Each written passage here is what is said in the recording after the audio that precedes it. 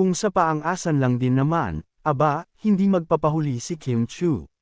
Sa kanyang latest video ad para sa isang kilalang car brand, pinatunayan niyang kaya niyang makipagsabayan sa kanyang ka-love team na si Paolo Avellino, at may sariling flavor pa. Sa nasabing campaign, makikita si Kim na may rockstar driver vibes, exuding confidence and energy, habang si Paolo naman ay tila chill guy lang, effortlessly cool sa kanyang sariling ad. Kahit magkaibang atake, nag-compliment pa rin sila ng bongga, kaya naman maraming fans ang kinilig at napareact sa kanilang chemistry kahit sa isang commercial lang.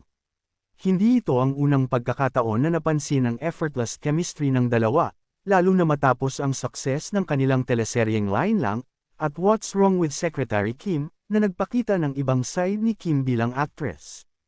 Kaya naman marami ang umaasang masusundan pa ang kanilang tambalan, mapa-TV man o pelikula.